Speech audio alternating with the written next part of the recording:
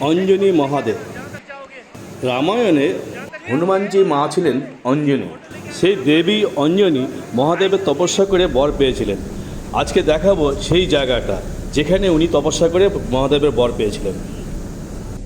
বরফের উপর চলতে গেলে গামবুট এবং বয়লার স্যুট খুবই দরকার, কারণ ঠান্ডা এবং বরফের জলে জামাকাপড় ভিজে যেতে পারে। আমরা মানালি থেকে ড্রেস ভাড়া করেছিলাম। আমাদের ভাড়া পড়েছিল পার ড্রেস 250 টাকা।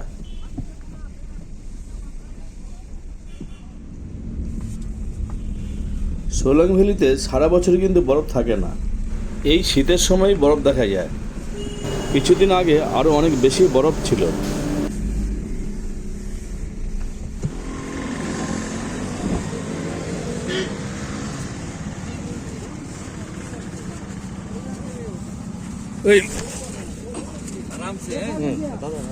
এখানে একজন লাঠি বিক্রি হচ্ছে, দুটো লাঠির দাম 50 টাকা। বরফের মধ্যে চলতে গেলে অনেক স্লিপ করে, তাই আমি দুটো লাঠি কিনে নিলাম।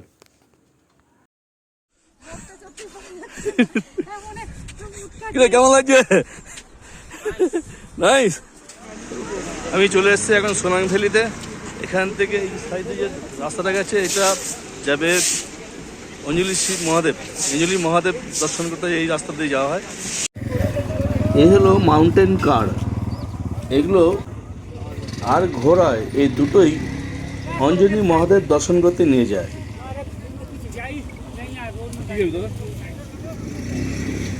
এখন বাজে 11টা, তাই আমরা টিফিনটা সেরে নিলাম।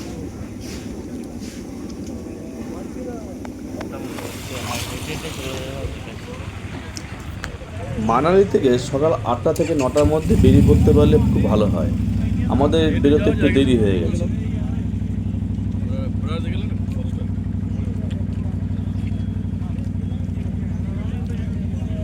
ছেলেরা বললো ঘোড়ায় চড়বে, তাই আমরা ঠিক করলাম এদিক ওদিক না ঘুরে আমরা অঞ্জনী মহাদেব দর্শন করে আসি।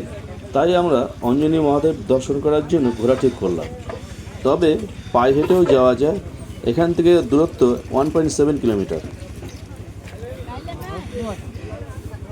सर आगे बोर्ड लगा सर अपने टिकट में 600 रुपये रेट है सर, मैंने आपको 5 600 रुपये रेट आगे बोर्ड देखा मैं जा सकता हूँ।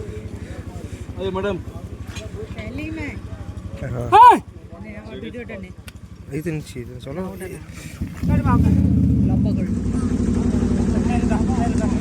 साहब आप ঘোড়ায় আসা যাওয়া ভাড়া পড়লো পার হেড 500 টাকা।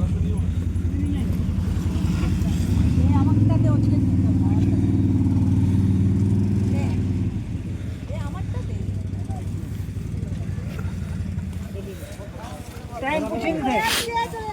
हाँ लाठी ले लो।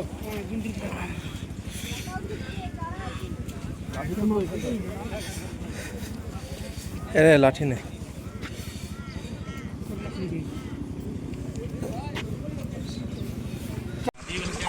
ঘোড়ায় চড়ে যাওয়ার পথে চোখে পড়লো বিভিন্ন রাইডিংগুলো।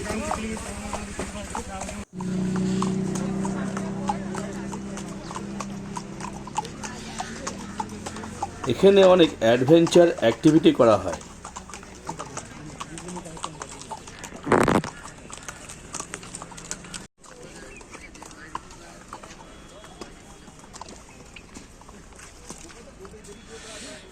মার্চ মাসে সোলাং ভ্যালিতে ওয়েদারের কোনো ঠিক নেই, যখন তখন বৃষ্টি আসতে পারে। আজকে আমাদের ওয়েদারটা খুব ভালো ছিল।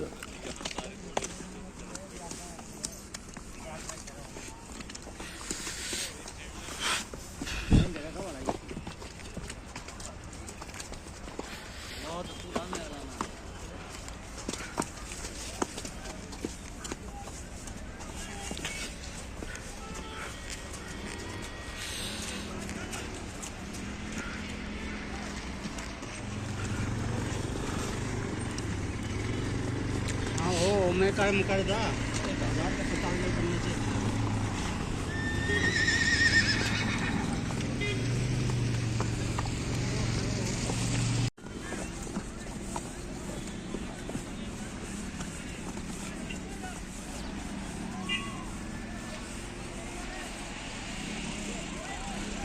আমি এখন ঘোড়ায় করে যাচ্ছি, যাচ্ছি অঞ্জলি শিব মহাদেব দেখতে, দর্শন করতে যাচ্ছি।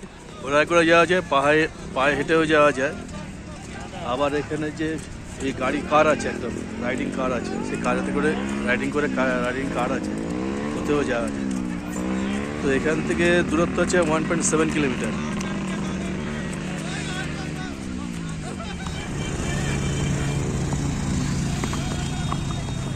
কারের রাস্তাগুলো প্রচণ্ড কাদা,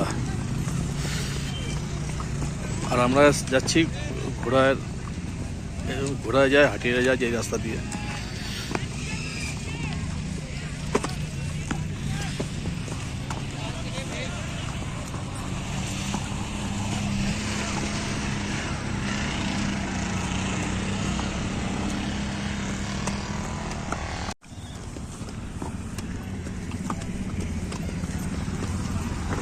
এই মাউন্টেন কারগুলি পাহাড়ের উঁচু নিচু রাস্তা দিয়ে খুব ছুটে বেড়াতে পারে।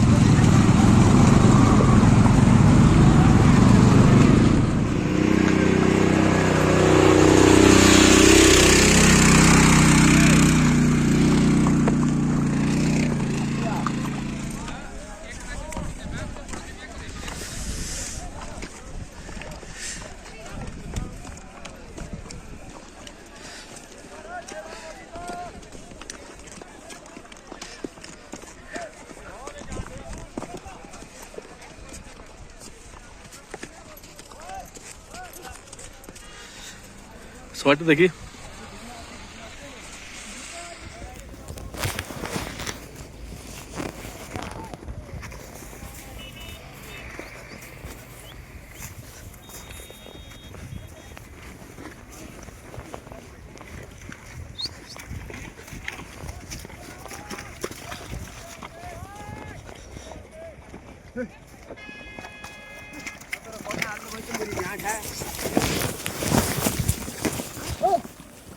আমরা অঞ্জলি মহাদেবের প্রায় কাছেই চলে এসেছি।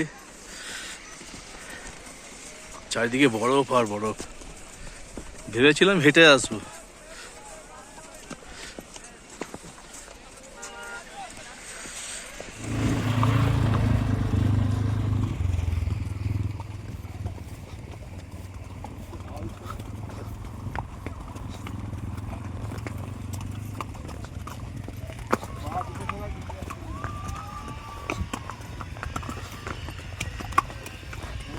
हाँ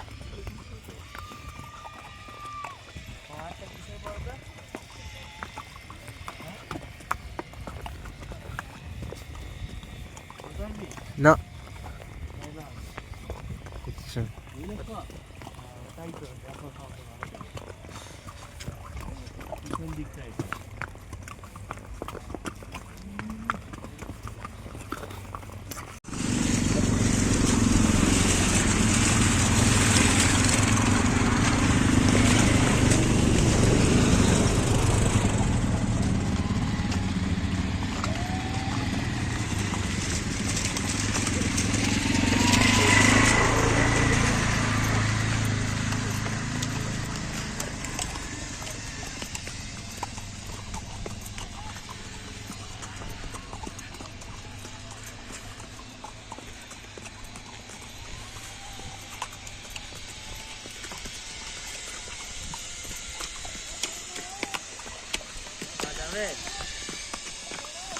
এখানেও জিপ লাইন হচ্ছে।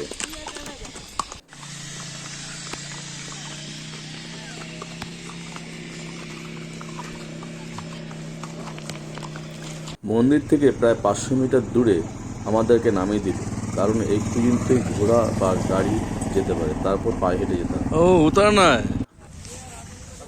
হ্যাঁ স্লিপ করে নিয়ে যাবি।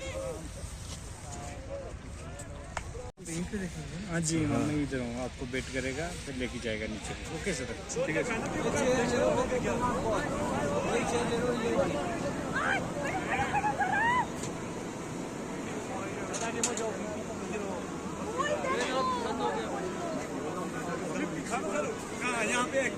এখানে আসা মাত্রই চোখে পড়ল বরফের ধস।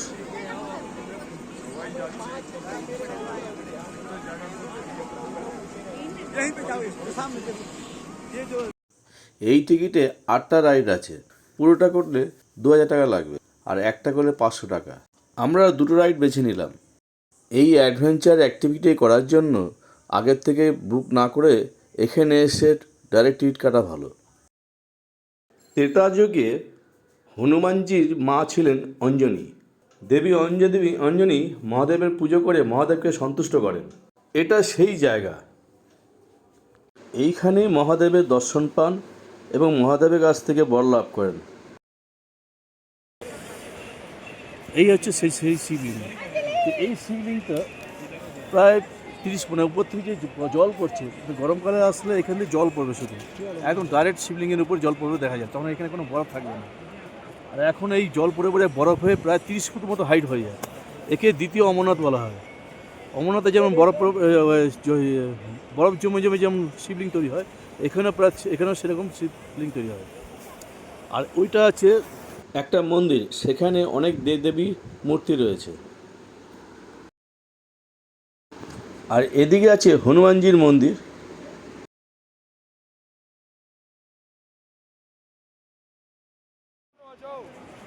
এই শিবলিঙ্গের সামনে আমার যাওয়ার খুব ইচ্ছে ছিল, কিন্তু এখানে আমাকে যেতে অনেকে বারণ করলো।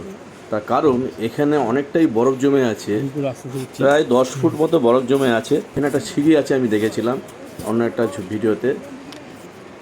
তাদের সিঁড়ি আছে একটা, সেই সিঁড়িতে থেকে প্রায় 10-15 ফুট উপরে রয়েছে বরফ। আর এখান দিয়ে কেউ যাতায়াত করছে না বলে এই বরফগুলো খুব নরম আছে। আমরা অনেক জায়গায় উঠতে গেছিলাম, কিন্তু আমাদের পা অনেকটা ডুবে যাচ্ছে, প্রায় হাঁটুবিন্দু ঢুকে যাচ্ছে, যার জন্য আমি যাওয়ার সাহস পেলাম না।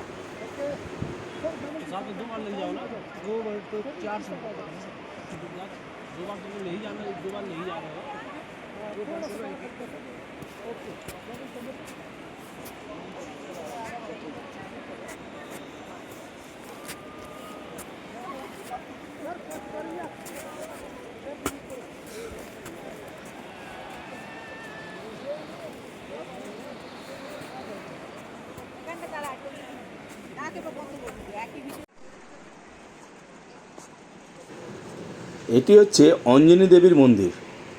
আমরা প্রায় 15 থেকে 20 ফুট বরফের উপরে আছি। এই মন্দিরের সাইড ভিউ দেখলে বোঝা যাবে যে আমরা কত উপরে আছি, মানে কত ফুট বরফ জমেছে।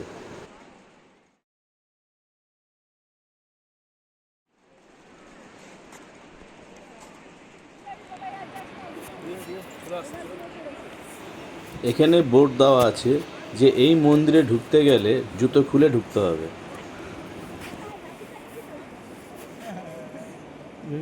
চলে ওখানে গিয়ে জাস্ট উপর থেকে তুলে দেবো ছবিটা।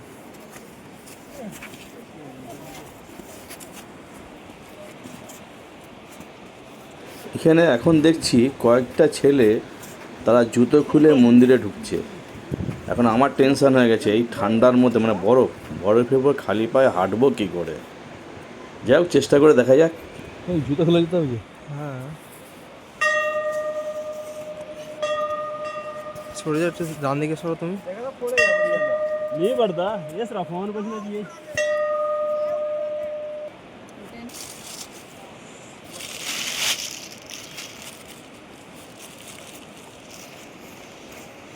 ड्रिल করে মেরে গেছি আমি।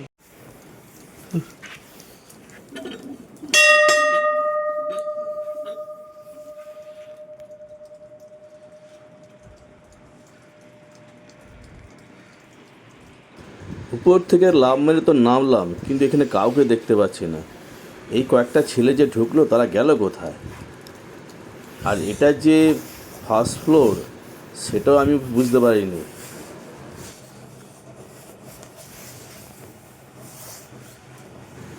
এই জায়গাটা ঢুকলাম, প্রচণ্ড অন্ধকার।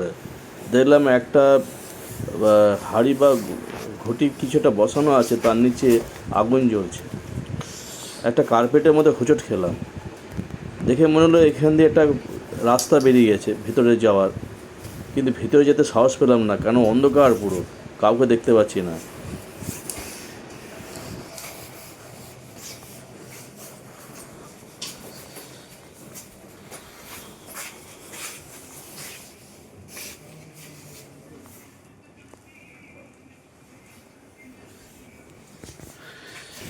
কাছে জানলা দিয়ে দেখছি যে জানলার ওপারে পুরো বরফ, চারিদিকে বরফ, আর ভিতরে তারই ভেতরে এই মন্দিরটা রয়েছে।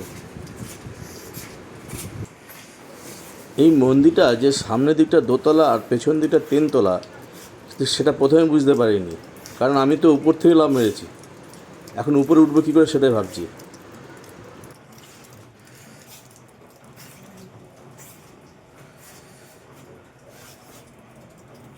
এ হচ্ছে অঞ্জনা মা, হনুমানের মা।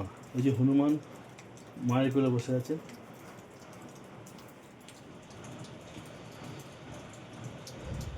আলিপায় যেতে হচ্ছিল, প্রচণ্ড ঠান্ডা, পা জমে গেছে একদম। এখন তাড়াতাড়ি করে বুটটা পরতেই হবে।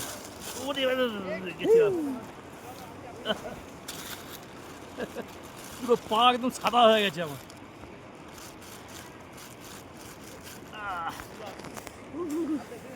আরে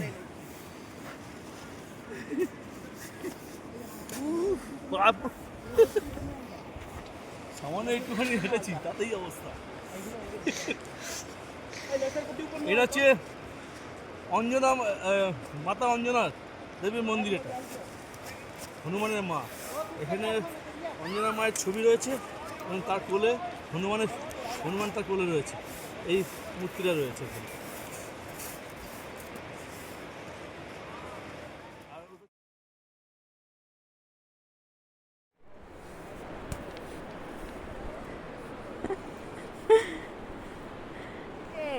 ওদিক থেকে আসছে, তার আগে ওদিক থেকে নেট স্ট্রো,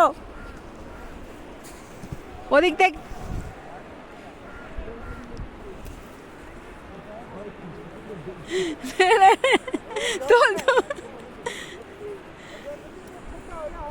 এদিকে দুজনের চলছে বরফ ছোড়াছুড়ি।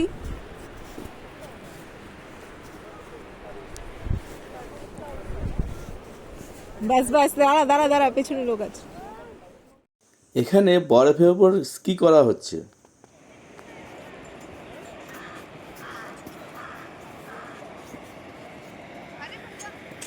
এখানে যে সিঁড়ি আছে তার রেলিংগুলি বরফে ফাঁক দিয়ে একটু একটু দেখা যাচ্ছে। সব বরফে ঢাকা পড়ে গেছে।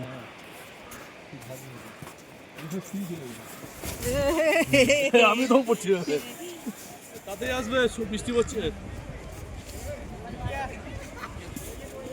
এক কাজ কর, ওই মোবাইলটা দিয়ে শোন, মোবাইলটা দিয়ে পাহাড়টা হ্যাঁ, তুলে নিস, ক্লিক আছে। অল্প অল্প বৃষ্টি শুরু হয়ে গেছে।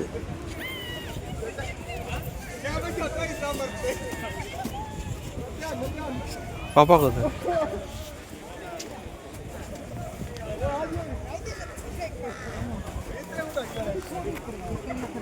এবার এই মন্দিরের ভেতরটা দেখাবো। লাল রঙের চূড়া যে মন্দিরটা দেখা যাচ্ছে ওটা হনুমান মন্দির। इथे नाही पडला, तुझा कुठे पडला असेल देवळात? फोन काढला ना, देवळात फोन कुठे काढला? इथेच.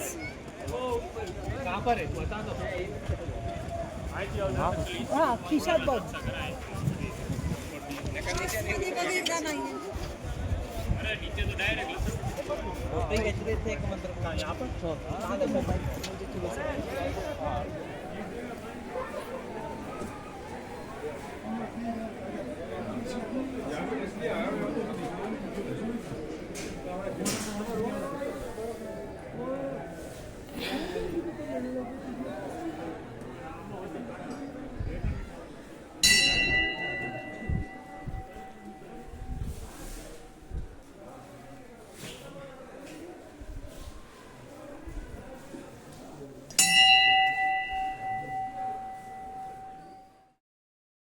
এখানে অনেক রকম অ্যাডভেঞ্চার অ্যাক্টিভিটিগুলো হয়।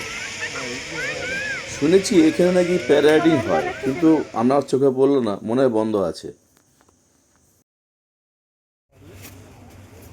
আমরা এখন জিপ লাইন করতে যাচ্ছি। ঠিক আছে তাহলে তাই হোক। হুম আমি আর বাবা না তোমার তো ক্যামেরা নেই। এই পা ওইখানে স্টার্টিং করলে শুধু এখানে জাস্ট হারবে, আমি হাত তোলাকে বাস তারপর ছেড়ে দিবি।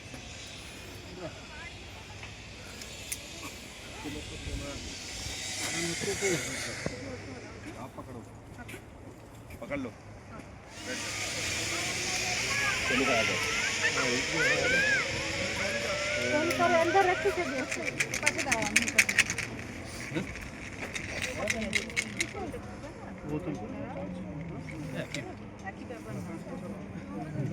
তুমি ঠিক আছে चलो भाई बैठ जाओ भाई। ঠিক আছে কোনো অসুবিধা নেই।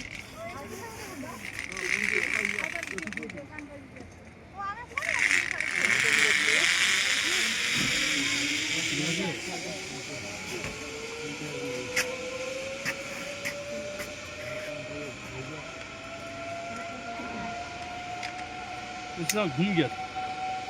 फिर घूमोगे, कैसे? हाथ नहीं पकड़ोगे तब। हाथ तो पकड़े नहीं। कहाँ पकड़े? इनका पकड़ो हाथ ना भाई।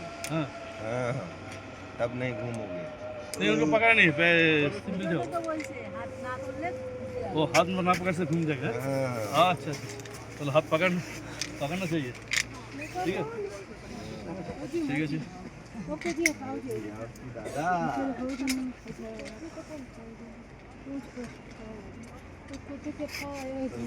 चलो तो आगे से पकड़ो। पहले से पकड़ना है। हाँ चलो दोनों को पकड़ो इकट्ठा। आंटी जी डोरी को पकड़ो इकट्ठा। हाँ चलो बैठ जाओ दोनों लोग। चलिए चलो भाई आजा बैठ। ঘোড়ায় চড়ে পাহাড়ে ওঠার সময় তেমন অসুবিধা হয়নি, কিন্তু নামার সময় একটু অসুবিধা হচ্ছিল।